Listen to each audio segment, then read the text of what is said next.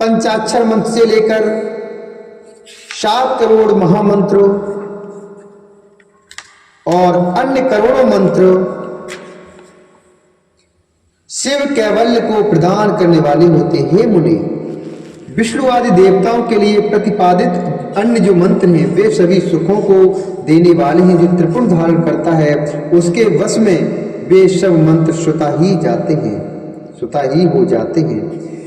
त्रिपुंड धारण करने वाला मनुष्य अपने वंश और गोत्र में उत्पन्न हजारों पूर्वजों और भविष्य में उत्पन्न होने वाली हजारों संतानों को उद्धार करता है, हजारों संतानों का उद्धार करता है।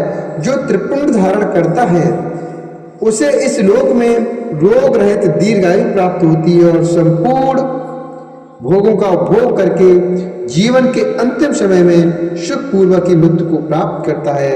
वह मृत्यु के पश्चात अरिमा, महिमा आदि 8 ऐश्वर्यों और सद्गुणों से युक्त दिव्य शरीर वाले शिव को प्राप्त करता है और दिव्य लोक के देवों से सेवित दिव्य विमान पर चढ़कर शिवलोक को जाता है।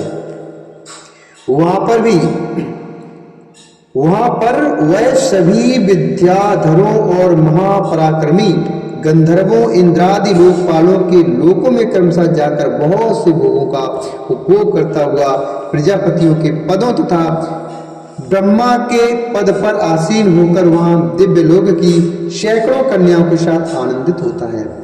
वह उस लोकों में ब्रह्मा की आयु के बराबर आयु को प्राप्त कर अनेक सुखों का भोग करके विष्णु लोक को जाता है और ब्रह्मा के 100 वर्षों तक सुखों का भोग प्राप्त करता है। तदंतर वह शिवलोक को जाकर इच्छानुकूल अक्षय कामनाओं को प्राप्त कर शिव का सानिध्य प्राप्त कर लेता है, इसमें संदेह नहीं है। सभी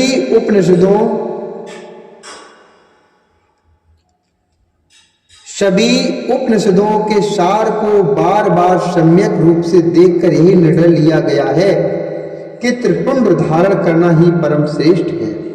जो ब्राह्मण विभूति की निंदा करता है वह ब्राह्मण नहीं है अपितु अन्य जाति का है और विभूति निंदा के कारण उसे चतुर्मुख ब्रह्मा की आयु सीमा तक नरक भोगना पड़ता है। श्राद्ध, यज्ञ, जप, होम। श्राद्धे यज्ञे जपे होमे वैश्वदेवे सुरार्चने धृति त्रिपुंडः पूतात्मा मृत्युम जयति मानवः। श्राद्ध, यज्ञ, जप, होम, बल, वैश्यदेव और देव पूजन के समय जो पूत आत्मा मनुष्य त्रिपुंड धारण करता है वह मृत्यु को भी जीत लेता है। मल त्याग करने पर शुद्धि के लिए जल स्नान किया जाता है। भस्म स्नान करने पर सदा पवित्रता आती है। मंत्र स्नान पाप का हरण करता है और ज्ञान रूपी जल में अवगाहन करने पर परम पद की प्राप्ति होती है।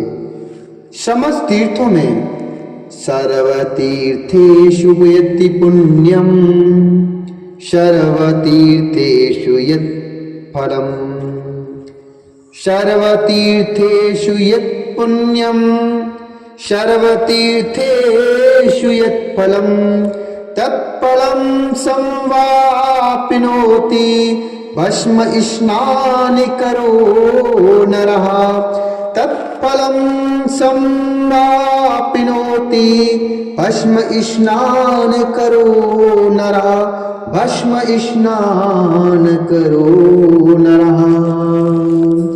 समस्त तीर्थों में स्नान करने से जो पुण्य और फल प्राप्त होता है वह फल भस्म स्नान करने वाले को प्राप्त हो जाता है। भस्म स्नान ही परम श्रेष्ठ तीर्थ है जो प्रतिदिन गंगा तीर्थ स्नान के समान है। भस्म स्नानम परम तीर्थम गंगा स्नानम दिने दिने भस्म रूपी शिवा साक्षात् भस्म त्रैलोक्य पावनम। भस्म तो भस्म रूपी साक्षात शिव है जो त्रैलोक को पवित्र करने वाला है। बिना त्रिपुंड धारण किए हुए जो ब्राह्मण स्नान, ध्यान, दान और जप आदि अनुष्ठान कर्म करता है वह न तो स्नान है, न ध्यान है, न दान है और न जप आदि अन्य अनुष्ठित कर्म ही है। वानप्रस्थ कन्या और दीक्षा रहित मनुष्य को मध्याह्न के पूर्व ही जल से युक्त त्रिपुंड धारण करना चाहिए, किंतु मध्याह्न के पश्चात जल रहित भस्म से त्रिपुंड धारण करना उचित है। इस प्रकार श्रद्धा पूर्वक दृढ़ निश्चय वाला जो व्यक्ति नित्य त्रिपुंड धारण करता है उसे ही शिव भक्ति जानना चाहिए, उसी को भुक्ति तथा मुक्ति भी प्राप्त होती है। जिसके अंग पर प्रचुर पुण्य देने वाला एक भी रुद्राक्ष नहीं है, वह त्रिपुंड भी रहित है, तो उसका जीवन लेना व्यर्थ है। इसके पश्चात भस्म धारण तथा त्रिपुंड की महिमा एवं विधि बताकर सूत जी ने फिर कहा, हे महर्षियों, इस प्रकार मैंने संक्षेप से त्रिपुंड का महात्म्य बताया है। यह समस्त प्राणियों के लिए गोपनीय रहस्य, अतः आपको भी इसे गुप्त ही रखना चाहिए। तिष्ठो रेखा भवन्तैव स्थानेषु मुनिपुंगवः ललाट दिशो सर्वेषु यथोक्तेषु बुद्धेर्मुने। मुनिवरों, ललाट आदि सभी निर्दिष्ट स्थानों में जो भस्म 3 तिरछी रेखाएं बनाई जाती हैं, जो भस्म से 3 तिरछी रेखाएं बनाई जाती हैं, उन्हीं को विद्वान ने त्रिपुंड कहा है। मतलब ललाट आदि सभी निर्दिष्ट स्थानों में जो भस्म से 3 तिरछी रेखाएं बनाई जाती हैं, उन्हीं को विद्वानों ने त्रिपुंड कहा है।